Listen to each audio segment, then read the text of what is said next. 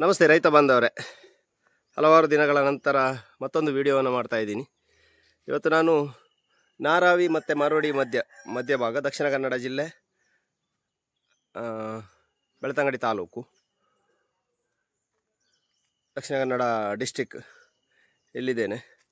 ಇಲ್ಲಿ ದಿನೇಶ್ ಅನ್ನುವ ರೈತರೊಬ್ಬರ ತೋಟದಲ್ಲಿದ್ದೀನಿ. ಇವರಿಗೆ ಬನ್ನಿ ಇವರ ತೋಟವನ್ನು ನೋಡ್ಕೊಂಡು ಬರೋಣ.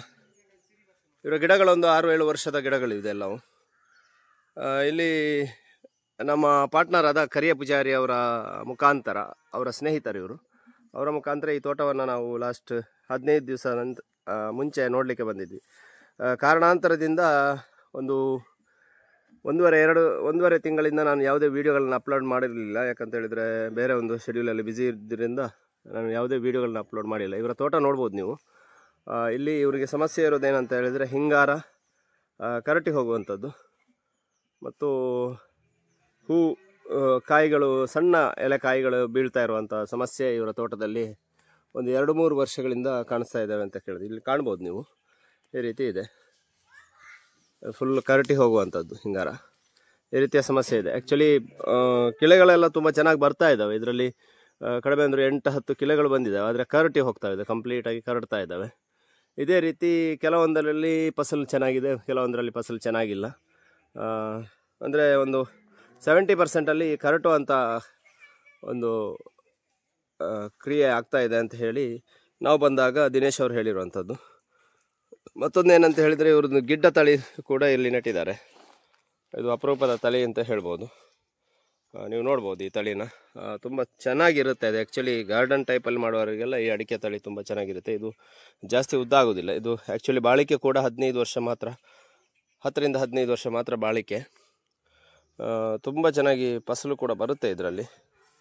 ಈ ತಳಿ ನೋಡ್ಬೋದು ನೀವು, ವಿಶೇಷ ತಳಿ ಇದೆ ಆ್ಯಕ್ಚುಲಿ. ಇವರ ತೋಟದಲ್ಲಿ ಎಲೆಚುಕ್ಕಿ ರೋಗ ಕೂಡ ಇದೆ. ಅದೇ ರೀತಿ ಸುಳಿ ರೋಗ, ಕೆಲವೊಂದು ಗಿಡಗಳಿಗೆ ಸುಳಿ ರೋಗ ಇದೆ. ಅದೇ ರೀತಿ ಈ ಸಲ ತುಂಬ ಮಂದಿಗೆ ಎಲೆಚುಕ್ಕಿಯ ಸಮಸ್ಯೆಗಳೆಲ್ಲ ಬಂದಿರುವಂಥದ್ದು ನೀವು ನೋಡ್ಬೋದು. ನಾನು ಹಲವಾರು ವಿಡಿಯೋಗಳಲ್ಲಿ ತೋರಿಸಿದ್ದೀನಿ. ಆಮೇಲೆ ಇದು ಗಿಡ ಯಾವುದು ಅಂತ ಹೇಳಿದರೆ ಇದು ಇಂಟರ್ಮಂಗಲ ಗಿಡ. ಈ ಇಂಟರ್ಮಂಗಲ ಗಿಡಕ್ಕೆ ನೀವು ಆಲ್ಮೋಸ್ಟು ಎಲ್ಲ ತೋಟಗಳಲ್ಲೂ ಜಾಸ್ತಿಯಾಗಿ ರೋಗಗಳು ಬೇಗ ಅಟ್ಯಾಕ್ ಆಗುವಂಥದ್ದು ಇಂಟರ್ಮಂಗಲ ಗಿಡಗಳಿಗೆ. ಇತ್ತೀಚಿನ ದಿನಗಳಲ್ಲಿ ಇಂಟರ್ಮಂಗಲ ಗಿಡಗಳನ್ನು ನಡೆಯೋದು ಕಡಿಮೆ ಆಗಿದೆ. ಇವಾಗ ಸೈಗನ್ ಗಿಡಗಳನ್ನು ಜಾಸ್ತಿಯಾಗಿ ನೆಡ್ತಾ ಇದ್ದಾರೆ.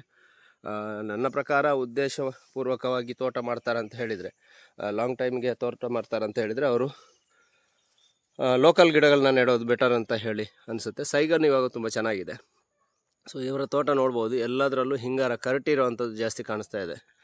ನನ್ನ ಜೊತೆ ದಿನೇಶ್ ಅವರು ಕೂಡ ಇಲ್ಲಿ ಇದ್ದಾರೆ, ತೋಟದ ಮಾಲೀಕರವರಾದವರು. ಇವರು ಹೇಳುವ ಪ್ರಕಾರ ಹಿಂಗಾರ ಜಾಸ್ತಿಯಾಗಿ ಕರಡ್ತಾ ಇದೆ ಅಂತ ಹೇಳ್ತಾ ಇದ್ದಾರೆ. ನೋಡ್ಬೋದು ಈಗ. ಆಮೇಲೆ ಕೆಲವೊಂದು ನೆರಳಿನ ಪ್ರಭಾವದಿಂದ ಉದ್ದ ಹೋಗಿದೆ. ಬಟ್ ಈ ತೋಟಕ್ಕೆ ನಮ್ಮ ಸಾವಯವ ಗೊಬ್ಬರವನ್ನು ಇವಾಗ ಆಲ್ರೆಡಿ ಅಪ್ಲೈ ಮಾಡಿದ್ದೀವಿ. ಇದು ಫಸ್ಟ್ ಟೈಮ್ ಅಪ್ಲೈ ಮಾಡಿರೋದು, ಮೊದಲನೇ ಬಾರಿ. ಈ ತೋಟವನ್ನು ನೆಕ್ಸ್ಟ್ ನಿಮಗೆ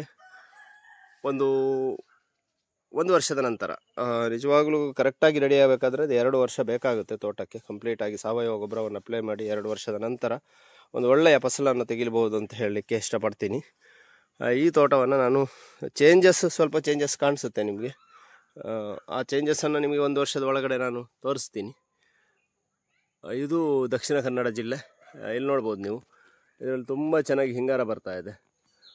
ಕಡಿಮೆ ಅಂದರೆ ಒಂದು 10-12 ಕಿಲೆಗಳು ಇದರಲ್ಲಿ ಇದೆ. ಅಂದರೆ 12 ತಿಂಗಳಿನ 12 ಕಿಲೆಗಳು ಇದ್ದಾವೆ.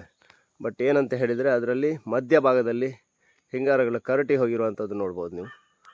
ಈ ರೀತಿಯ ಸಮಸ್ಯೆ ಹಲವಾರು ಗಿಡಗಳಲ್ಲಿ ಇವರ ತೋಟದಲ್ಲಿ ಕಾಣಿಸ್ತಿರೋದ್ರಿಂದ ಇವರು ನಮಗೆ ನಮ್ಮ ಕರಿಯ ಪೂಜಾರಿ ಅವರ ಮುಖಾಂತರ ಸಾವಯವ ಗೊಬ್ಬರವನ್ನು ಬಳಸಬೇಕು ಅಂತ ಹೇಳಿ ನಮ್ಮ ಯೂಟ್ಯೂಬ್ ಚಾನಲೆಲ್ಲ ನೋಡಿ ಕರಿಯ ಪೂಜಾರಿ ಅವರ ಮುಖಾಂತರ ಇದಕ್ಕೆ ಒಂದು ಗೊಬ್ಬರವನ್ನು ಹಾಕಲಿಕ್ಕೆ ಹೇಳಿದ್ದಾರೆ.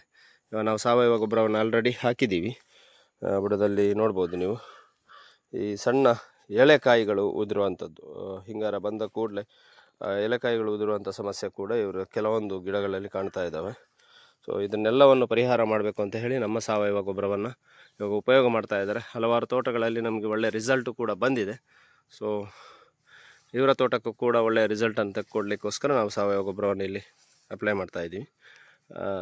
ಧನ್ಯವಾದಗಳು ರೈತ ಬಾಂಧವರೇ. ಇನ್ನು ನಿಮಗೆ ವಾರಕ್ಕೆ ಒಂದೊಂದು ವೀಡಿಯೋಗಳು ಅಪ್ಲೋಡ್ ಆಗ್ತಾ ಇರುತ್ತೆ, ರಿಸಲ್ಟ್ ವೀಡಿಯೋ ಮತ್ತು ಹಾಕ್ತಾ ಇರೋ ವಿಡಿಯೋಗಳು ಕೂಡ ಅಪ್ಲೈ ಆಗ್ತಾ ಇರುತ್ತೆ. ನಿಮ್ಗೆ ಯಾರಿಗಾದರೂ ಸಾವಯವ ಗೊಬ್ಬರದ ಬಗ್ಗೆ ಸಂಕ್ಷಿಪ್ತ ಮಾಹಿತಿ ಬೇಕಾದರೆ ಸ್ಕ್ರೀನಲ್ಲಿ ಬರುವಂಥ ನಂಬರನ್ನು ಕರೆ ಮಾಡ್ಬೋದು ಅಂತ ಹೇಳ್ತೀನಿ. ಧನ್ಯವಾದಗಳು ರೈತ ಬಾಂಧವರೇ.